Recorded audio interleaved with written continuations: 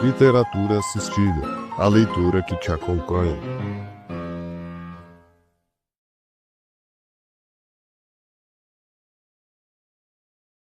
Capítulo 35. O protonotário apostólico.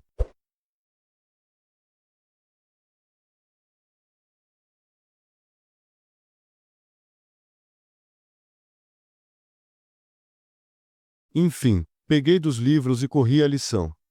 Não corri precisamente. A meio caminho parei, advertindo que devia ser muito tarde, e podiam ler-me no semblante alguma coisa.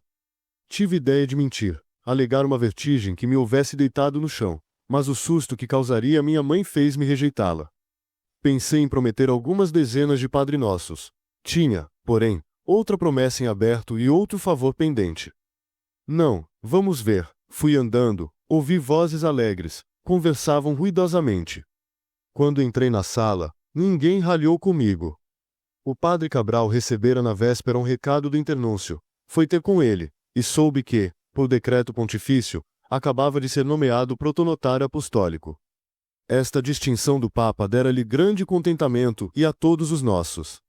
Tio Cosme e prima Justina repetiam o título com admiração. Era a primeira vez que ele soava e aos nossos ouvidos, acostumados a conegos, monsenhores, bispos, núncios e internúncios. Mas que era protonotário apostólico?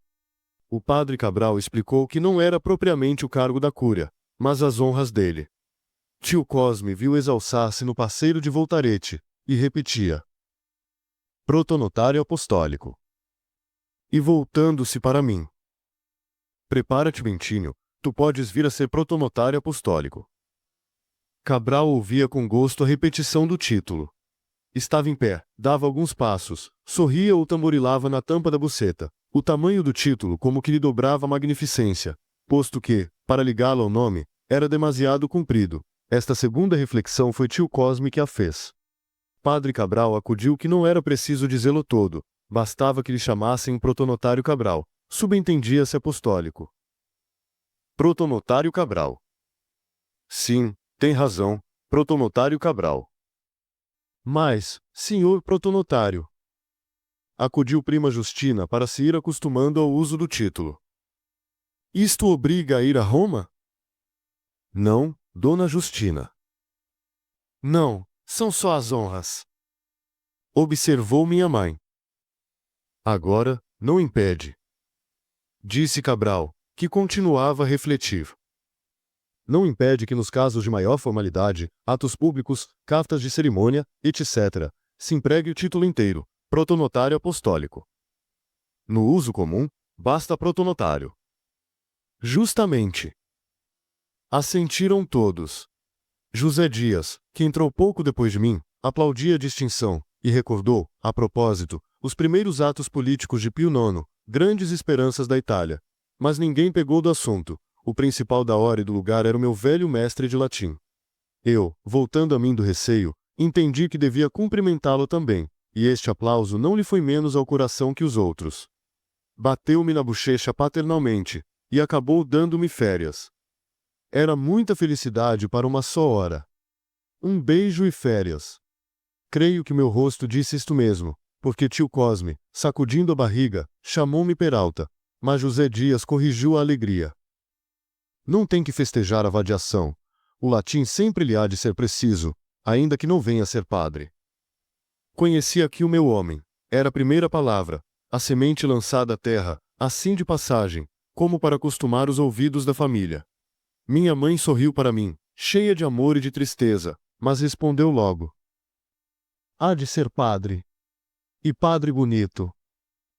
Não esqueça, mana Glória, e protonotário também, protonotário apostólico. O protonotário Santiago. Acentuou Cabral. Se a intenção do meu mestre de latim era ir acostumando ao uso do título com o nome, não sei bem. O que sei é que quando ouvi o meu nome ligado a tal título, deu-me vontade de dizer um desaforo.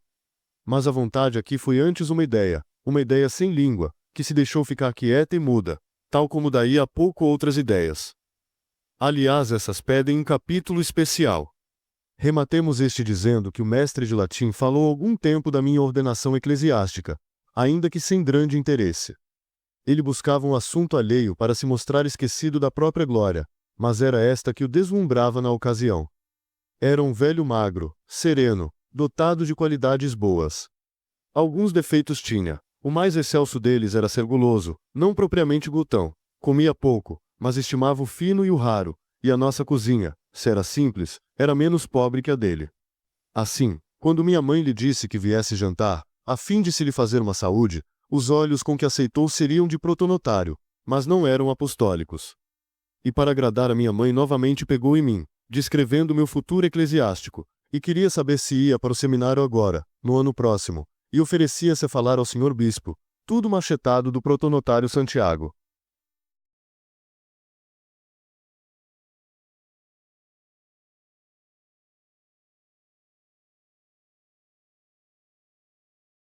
Capítulo 36. Ideias sem pernas e ideias sem braços.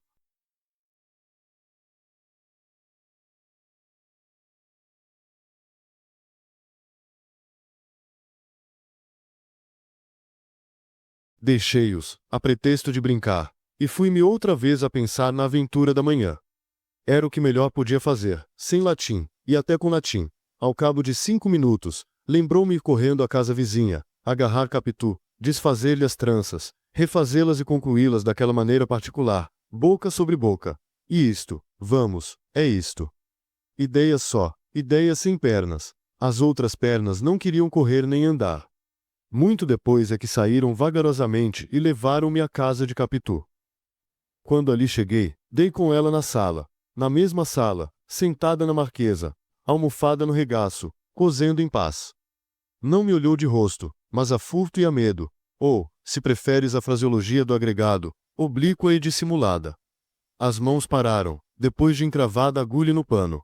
Eu, do lado oposto da mesa, não sabia que fizesse e outra vez me fugiram as palavras que trazia. Assim gastamos alguns minutos compridos, até que ela deixou inteiramente a costura, ergueu-se e esperou-me. Fui ter com ela, e perguntei se a mãe havia dito alguma coisa. Respondeu-me que não. A boca com que respondeu era tal que cuido haver-me provocado um gesto de aproximação. Certo é que Capitu recuou um pouco. Era ocasião de pegá-la, puxá-la e beijá-la. Ideia só. Ideia sem braços. Os meus ficaram caídos e mortos. Não conhecia nada da escritura. Se conhecesse, é provável que o espírito de Satanás me fizesse dar à língua mística do cântico um sentido direto e natural. Então obedeceria ao primeiro versículo: aplique-lhe os lábios, dando-me o ósculo da sua boca. E pelo que respeita aos braços, que tinha inertes, bastaria cumprir o versículo 6º do capítulo 2º. A sua mão esquerda se pôs, já debaixo da minha cabeça, e a sua mão direita me abraçará depois. Vedes aí a cronologia dos gestos. Era só executá-la, mas ainda que eu conhecesse o texto, as atitudes de Capitu eram agora tão retraídas, que não sei se não continuaria parado. Foi ela, entretanto, que me tirou daquela situação.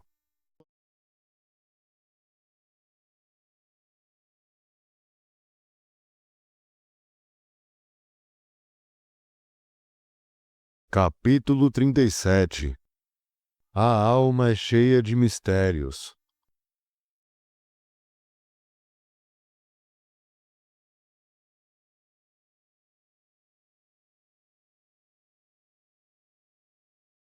Padre Cabral estava esperando há muito tempo? Hoje não dei lição, tive férias. Expliquei-lhe o motivo das férias. Contei-lhe também que o Padre Cabral falara da minha entrada no seminário, apoiando a resolução de minha mãe, e disse dele coisas feias e duras. Capitu refletiu algum tempo, e acabou perguntando-me se podia ir cumprimentar o padre, à tarde em minha casa. Pode, mas para quê? Papai naturalmente há de querer ir também, mas é melhor que ele vá à casa do padre, é mais bonito. Eu não, que já sou meia moça. Concluiu rindo. O riso animou-me. As palavras pareciam ser uma troça consigo mesma, uma vez que, desde manhã, era mulher, como eu era homem. Achei-lhe graça, e, para dizer tudo, quis provar-lhe que era moça inteira. Peguei-lhe levemente na mão direita, depois na esquerda, e fiquei assim pasmado e trêmulo. Era ideia com mãos. Quis puxar as de Capitu, para obrigá-la a vir atrás delas, Mas ainda agora ação não respondeu à intenção. Contudo, achei-me forte e atrevido. Não imitava ninguém, não vivia com rapazes que me ensinassem anedotas de amor. Não conhecia a violação de Lucrécia.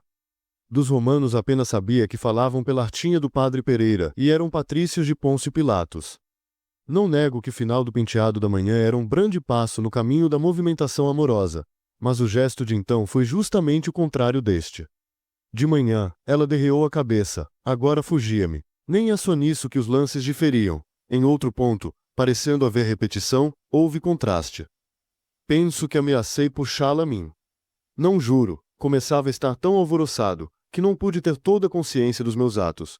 Mas concluo que sim, porque ela recuou e quis tirar as mãos das minhas. Depois, talvez por não poder recuar mais, colocou um dos pés adiante e o outro atrás, e fugiu com o busto.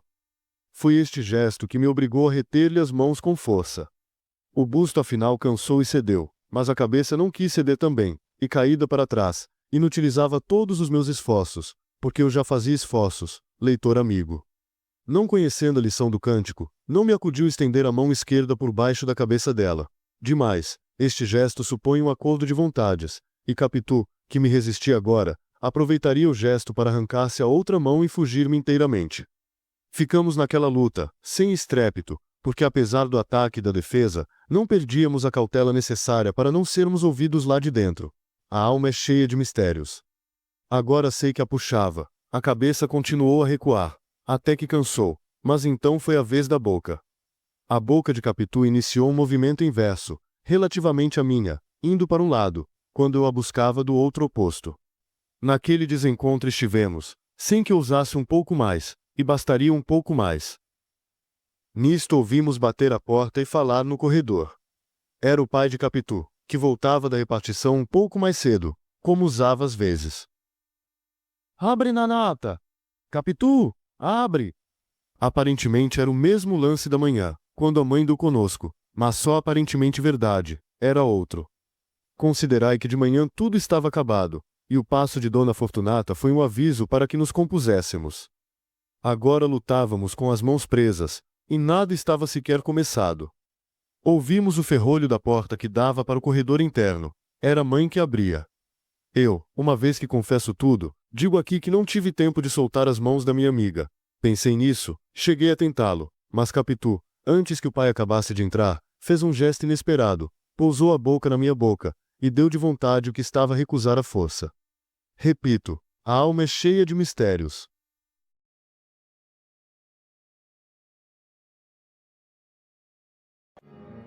Continua no próximo capítulo.